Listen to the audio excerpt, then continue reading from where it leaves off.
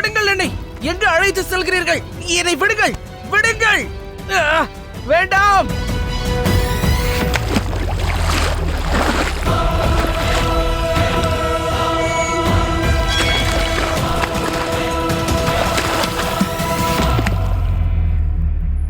என்ன செய்கிறீர்கள்? ஒரு வழியாக நீ உன்னுடைய சோகத்தில் இருந்தும் கவலையிலிருந்தும் மீண்டு மறுபடியும் ஒரு வீரனாக வந்திருக்கிறாய். நீ ஒரு மாவீரன். உன்னுடைய எதிரிக்கு தகுந்த பதிலடியை கொடுக்கும் தகுதியும் திறமையும் உன்னிடம் உள்ளது சந்திரகுப்தா. இந்த கோபத்தை உனக்குள்ளே அப்படியே வைத்திரு. உன்னுடைய துக்கத்தை உன்னுடைய பலவீனமாக அல்ல, உன்னுடைய பலமாக மாற்று சந்திரகுப்தா. உன்னுடைய நண்பன் தூம்கேது எங்கு போராட்டத்தை கைவிட்டானோ அதே இடத்தில் இருந்து நீ உன்னுடைய இந்த போராட்டத்தை ஆரம்பி. அந்த தூம்கேது வீர மரணம் அடைந்திருக்கிறான். ஆனால் வீர மரணம் அடைந்த பிறகும் அவனுடைய பெயரோடு சேர்த்து வீர மரணம் என்ற மரியாதை இல்லை, மாறாக தேச துரோகி என்ற பெயரை சுமந்து கொண்டிருக்கிறான். இங்கு வந்து செல்லும் ஒவ்வொரு நபரும் இவன் மீது கல்லை எறிய வேண்டும். இவன் மேல் எரியுங்கள். எந்த மரியாதைக்கும் கௌரவத்திற்கும் தூம்கேது தகுதியானவனாக இருக்கின்றானோ அதை அவனுக்கு வாங்கிக் கொடுப்பது உனது கடமையாகும் சந்திரகுப்தா. தூம்கேதுவை போன்ற ஒரு வீரனுக்கு முழு மரியாதையுடன் இறுதி சடங்கு நடந்தே ஆக வேண்டும் சந்திரகுப்தா. அந்த வீரனின் தியாகமானது நமது மரியாதையை எதிர்பார்த்துக் கொண்டிருக்கிறது. அதனால் வீணான உன்னுடைய இந்த துக்கத்தை தூக்கி எறிந்துவிடு. திடமாகவும் தைரியமாகவும் செல். உன்னுடைய நண்பன் வீரன் தூம்கேதுவிற்கு கிடைக்க வேண்டிய மரியாதையை வாங்கிக் கொடு சந்திரகுப்தா.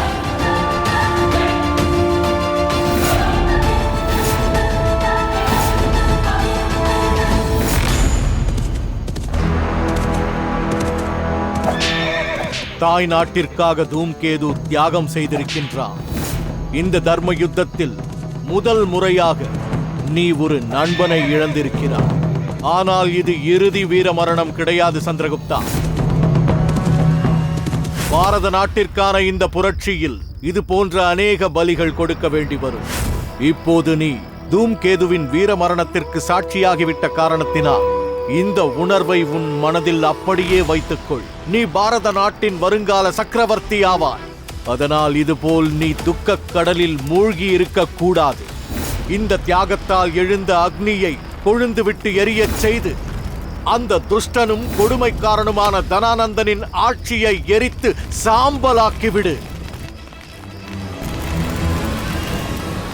தூம்கேது சிரித்துக் கொண்டே தன் உயிரை ஒரே ஒரு நம்பிக்கையுடன் தான் தியாகம் செய்தான். நீ இந்த பாரத நாட்டிற்கான கனவை நிறைவேற்றுவாய் என்ற நம்பிக்கை, வருங்கால சக்கரவர்த்தி ஆகிவிடுவாய் என்ற நம்பிக்கை. அதனால் அந்த வீரனின் தியாகத்துக்கு உன் கண்ணீரை மட்டும் வழங்காதே. இந்த தியாகத்தினால் உனக்கு என்ன படிப்பினை கிடைத்திருக்கிறது என்பதை யோசித்துப்பார். ஒவ்வொரு புரட்சியும் வெற்றி அடைய வேண்டுமென்றால் நாம் யுத்தம் செய்தாக வேண்டும், ரத்தம் சிந்தித்தானாக வேண்டும். அதனால் எப்போதும் ஒன்றை நினைவில் வைத்துக்கொள் சந்திரகுப்தா. என்ன நடந்தாலும் சரி, என்ன விலை கொடுக்க நேர்ந்தாலும் சரி, நீ உடைந்து விடவே கூடாது சந்திரகுப்தா.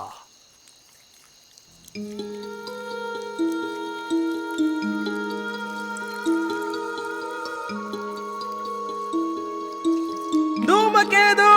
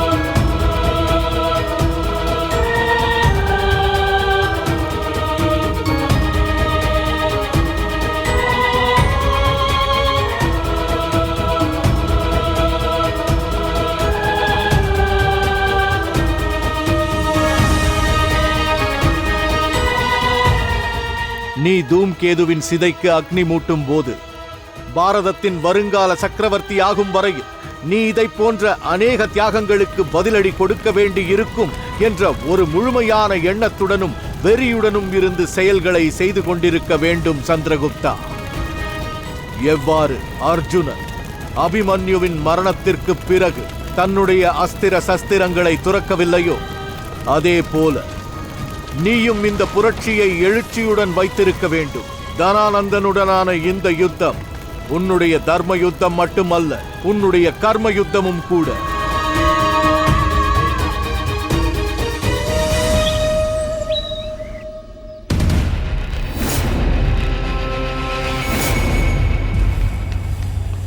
மகாராஜா, அதோ பாருங்கள்.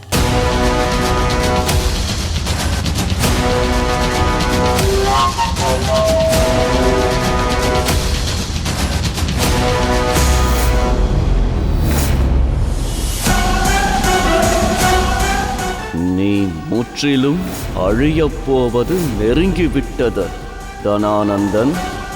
உன்னுடைய முடிவிற்காக தயாராகிக்கொள்.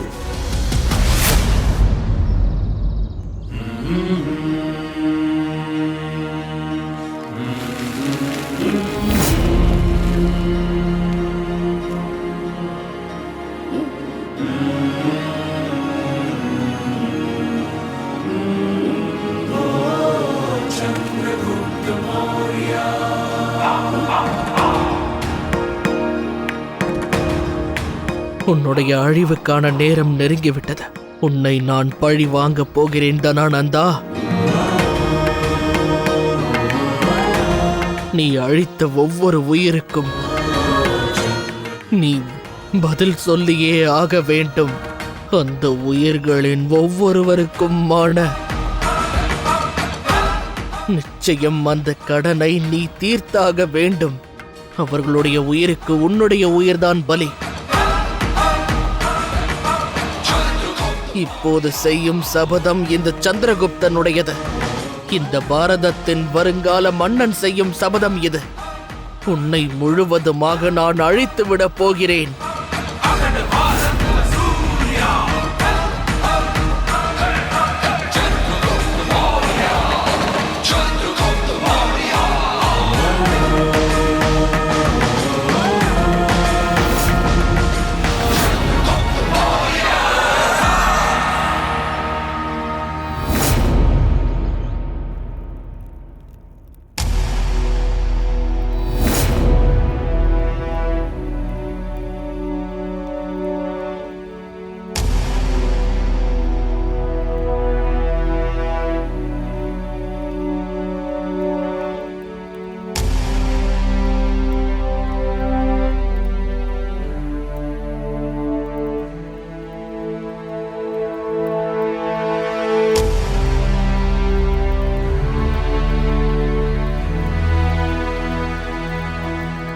எங்கு செல்கிறாய் சந்திரகுப்தா?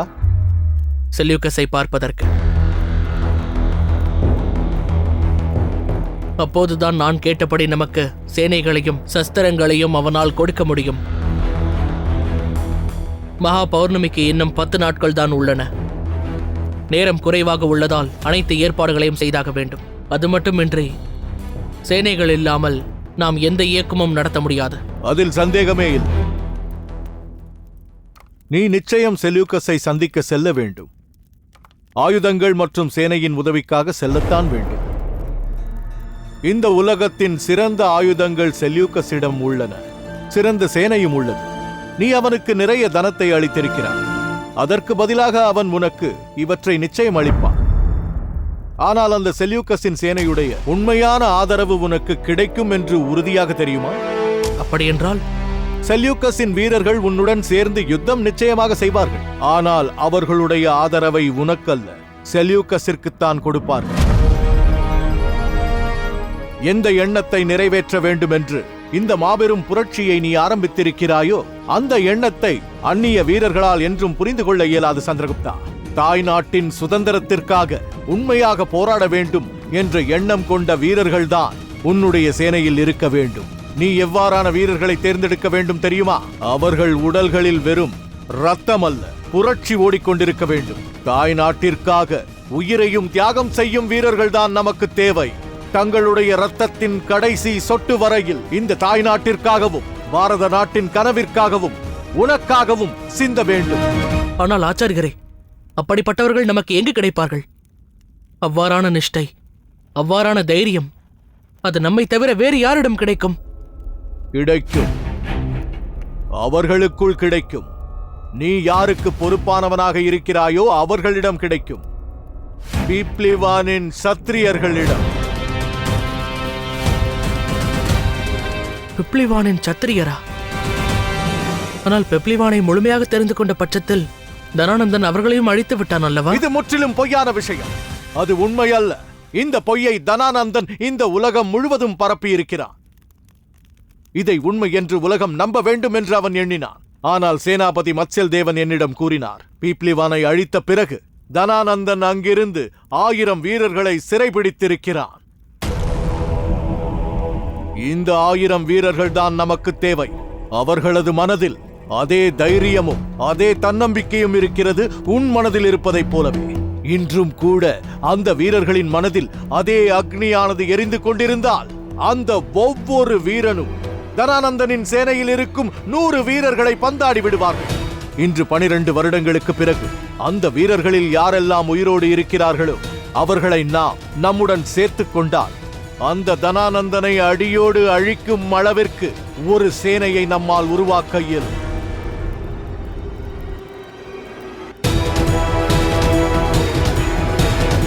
நீங்கள் கவலைப்படாதீர்கள் ஆச்சாரியரே. என்னுடைய பிப்ளிவானின் சத்திரிய சேனை மகதத்தில் எங்கு இருந்தாலும் சரி, நான் அவர்களை தேடி பிடித்து விடுவேன். அதன் பிறகு தனானந்தனுக்கு நம்முடைய சேனைகள்தான் எதிராக நிற்கப் போகிறது பாருங்கள்.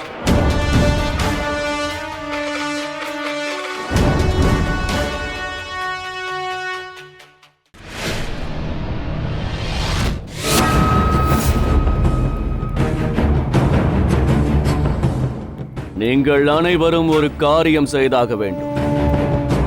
அதற்கான ஏற்பாடுகளை மகாமாத்தியர் செய்திருக்கிறார்.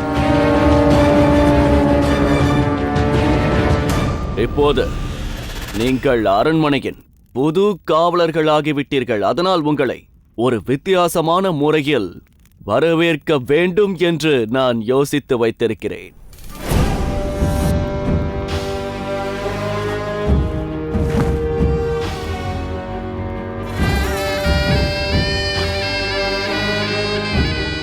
பிரமாதம்! அற்புதமான வாசனை!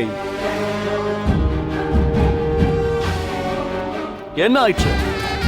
எதற்காக காத்துக் கொண்டிருக்கிறீர்கள்? போஜனம் செய்ய ஆரம்பியுங்கள். சீக்கிரம் போஜனத்தை உண்டு மகிழுங்கள்.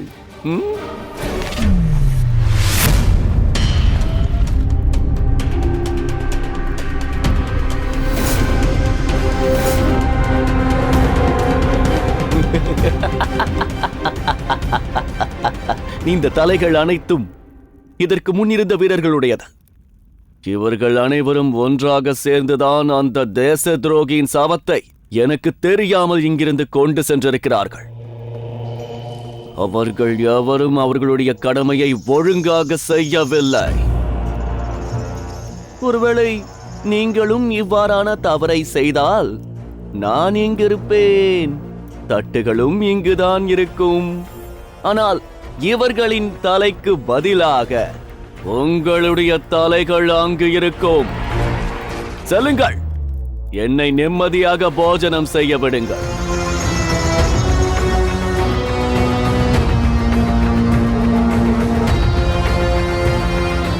மகாமுத்தியரே, ஹிரண்ய கர்ப்பத்தில் என் தங்க முத்திரைகளின் நிலை என்ன? உங்களது தங்க முத்திரைகள் அரண்மனையிலிருந்து புறப்பட்டு விட்டது.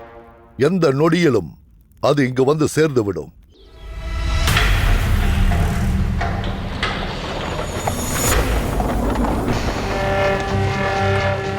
அவற்றை என் பாதுகாப்பான கஜானாவில் பாதுகாப்பாக வைத்து விடுங்கள். செல்யூக்கஸிற்கு சீக்கிரமே தெரிய வந்துவிடும் சாணக்கியன் தப்பித்து விட்டான் என்று.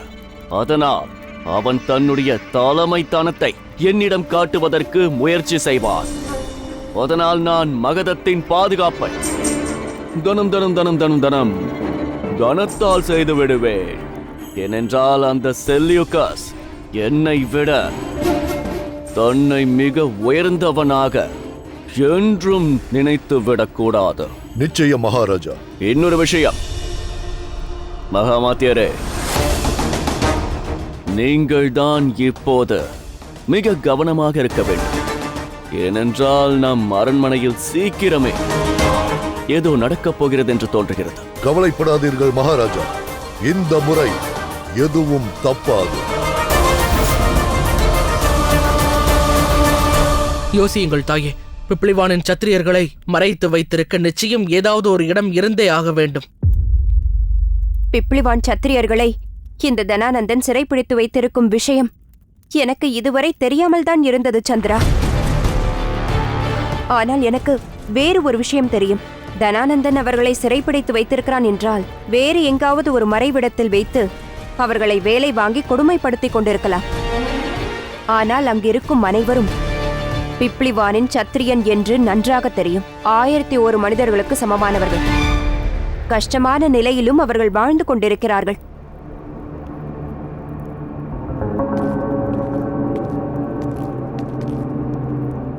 சந்திரா, நான் என் வீட்டுக்கு செல்கிறேன். என் மனம் குழப்பமாக உள்ளது. நான் செல்கிறேன். என்னவாயிற்று இந்திரா? அரச கஜனாவிலிருந்து தங்க முத்திரைகள் வந்தன. நான் அவைகளை எண்ணிய போது அந்த முத்திரைகளின் மேல் இரத்தக்கரை இருந்ததைக் கண்டேன். அது எவருடைய ரத்தமோ தெரியவில்லை.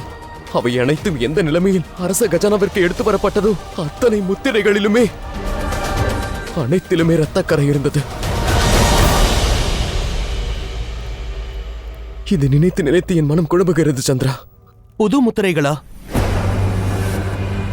இந்த புது முத்திரைகள் எங்கிருந்து வந்தன? இப்போது வரி வசூல் செய்யும் நேரமும் இல்லையே. இல்லை, அவை அனைத்தும் மகதவாசிகளிடமிருந்து வரவில்லை. இந்த முத்திரைகள் மகதவாசிகளிடமிருந்து வரவில்லை என்றால் இந்த முத்திரையை பற்றி நீ ஏதாவது கேள்விப்பட்டிருக்க வேண்டும்.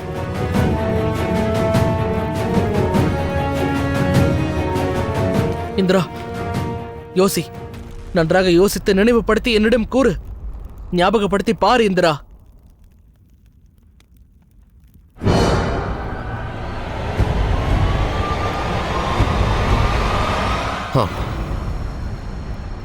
அந்த சேனைகள் பேசிக் கொண்டிருந்ததை நான் கேட்டேன். அந்த முத்திரையில் வேலை செய்தவர்களுடைய வேர்வை அல்ல, தனானந்தனுடைய பழைய எதிரிகளின் ரத்தம் எலும்புகளிலிருந்து எடுக்கப்பட்டது சந்திரா.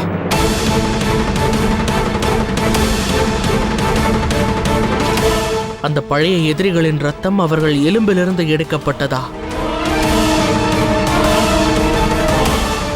ஒருவேளை அவர்கள் பிப்ளிவானின் சத்திரியர்களை பற்றிதான் பேசிக் கொண்டிருந்தார்களோ?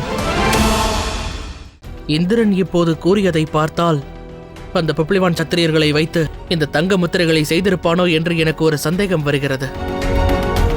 நான் என்னுடைய சந்தேகத்தை நிவர்த்தி செய்து கொள்ள வேண்டும். இதில் எனக்கு நிச்சயம் இந்திரன் உதவி செய்து கொள்வான். அந்த முத்திரைகளை கொண்டு வரும் பெட்டிக்குள் யாருக்கும் தெரியாமல் அமர்ந்து கொள்வேன். அப்போதுதான் அந்த தங்கம் எங்கிருந்து வருகிறது என்று நான் விரைவிலேயே கண்டுபிடித்து விடுவேன்.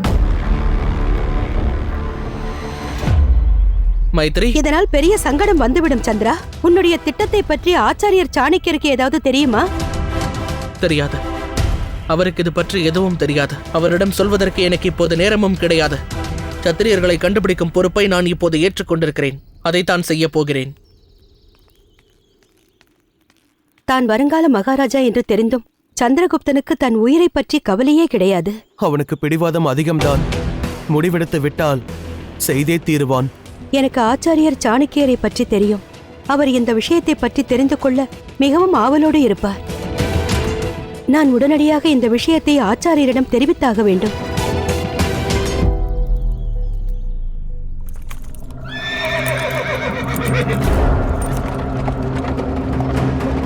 செல்லுங்கள், செல்லுங்கள், முன்னேறி செல்லுங்கள், சீக்கிரம் செல்லுங்கள், செல்லுங்கள். ஆகட்டும்.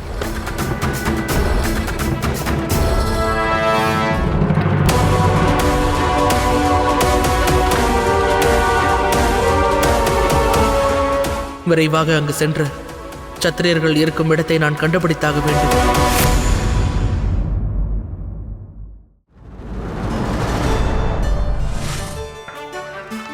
இரும்பை வாளாக மாற்றுவதற்கு பலவிதமான செய்முறைகள் உள்ளன.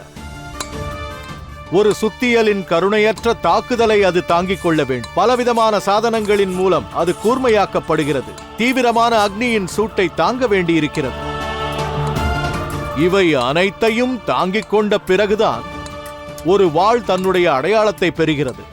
அதே போலத்தான் ஒரு மனிதனின் வாழ்க்கையில் வரும் கஷ்டங்களும் துக்கங்களும் படுதோல்விகளும் ஒரு மனிதனின் அடையாளத்தை கூர்மையாக்குகின்றன. அதனால் ஒரு வாளாக மாறி எதிரியை அழிக்க வேண்டும் என்ற எண்ணம் உங்கள் மனதில் இருந்தால் நான் கூறிய அனைத்து அனுபவங்களையும் எதிர்கொள்ள தயாராக இருங்கள். அதன் மூலமாகத்தான் வாள் தனது அடையாளத்தை அடைகிறது, தன்னுடைய கூர்மையை அடைகிறது. அப்போதுதான் கிடைக்கும் நமக்கு வெற்றி. நீதி என்னுடையது, நியதி உங்களுடையது.